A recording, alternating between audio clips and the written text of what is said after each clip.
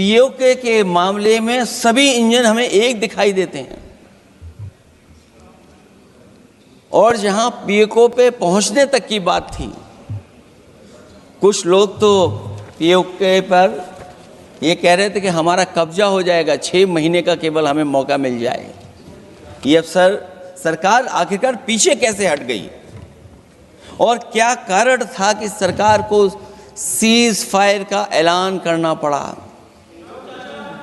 अध्यक्ष महोदय, हमें उम्मीद थी कि सरकार सीज फायर करेगी, सरकार ऐलान करेगी, लेकिन इनकी मित्रता बहुत है, बहुत गहरी मित्रता है,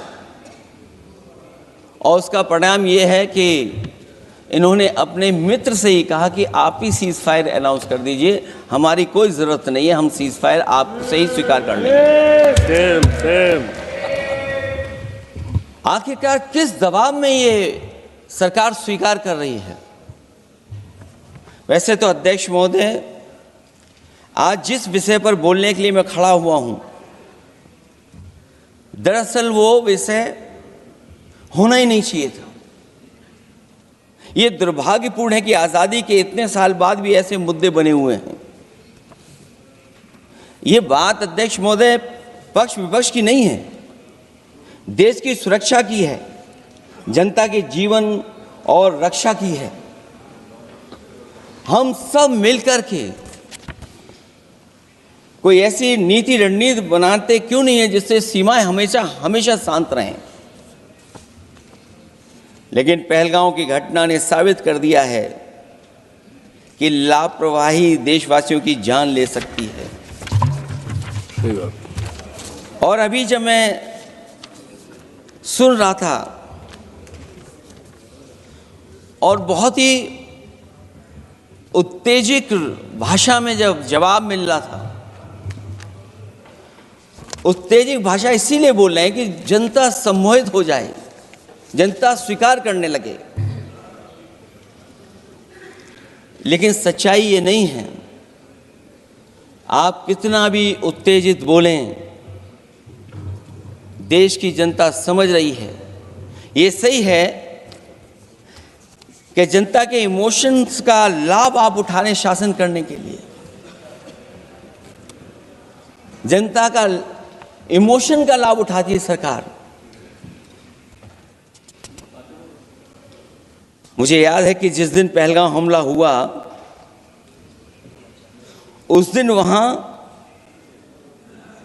का हर पर्यटक पूछ रहा था, जो पर्यटक पूछ रहे थे कि खतरों के बीच मेरी रक्षा करने वाला कोई वहां क्यों नहीं था। अगर हम ऑपरेशन सिंदूर की बात करें तो ये सिर्फ टेरर लॉन्च पैड्स को ध्वस्त नहीं किया, ये पूरी की पूरी तरीके से पाकिस्तान के हौसले को ध्वस्त कर दिया है। लेकिन एक आश्चर्य की बात है मैम, और आश्चर्य की बात यह है कि हमारे दुश्मन देश में एक युवा नेता है और एक युवा नेता हमारे विपक्ष में है।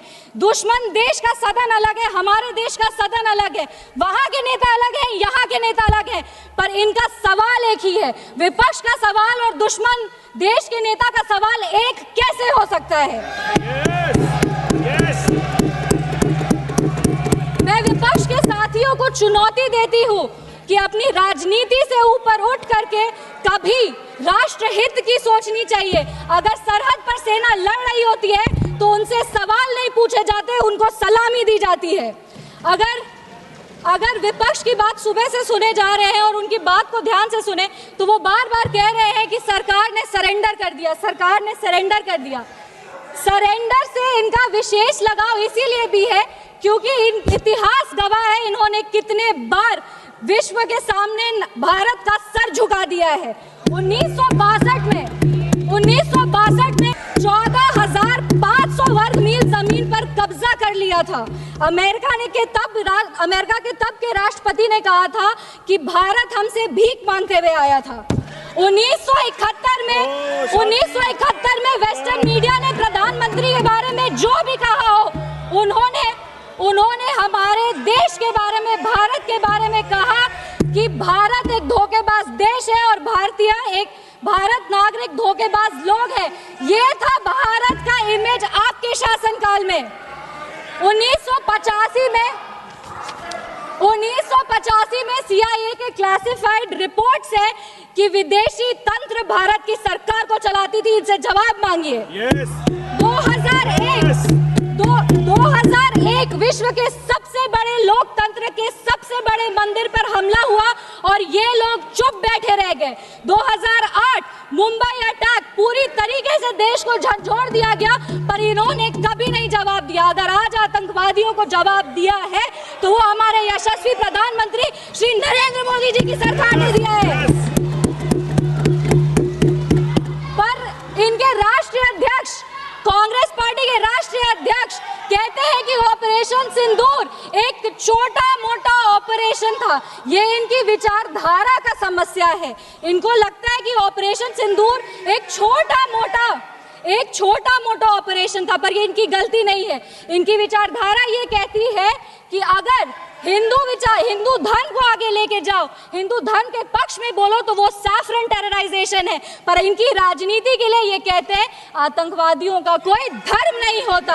ये दोहरा चरित्र क्यों है इनका?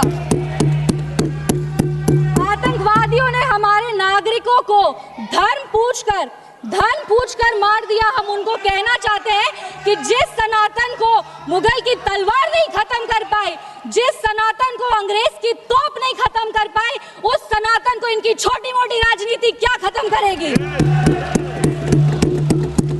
आतंकवादियों ने जब हमारे भाई लोग को मारा तो उनको मारने के पहले बोला कलमा पढ़ के सुनाओ। उन नागरिक की बहन होने के नाते, इस देश की बेटी होने के नाते हम उनको महाभारत सुनाना चाहते हैं। महाभारत सत्य और धर्म की लड़ाई जरूर है, लेकिन महाभारत द्रौपदी के प्रतिशोध का भी प्रतीक है। द्रौपदी का बदला महाभारत है और हमारी संस्कृति में है। अगर नारी सम्मान में त्रुटि होगी तो फिर से महाभारत रचा जाएगा। और महाभारत में लिखा है धर्मो रक्षति रक्षता। जो धर्म की रक्षा करते हैं, धर्म भी उन्हीं की रक्षा करता है।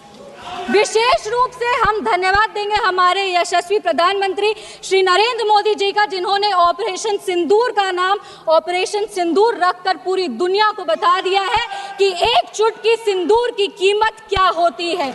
और जिसने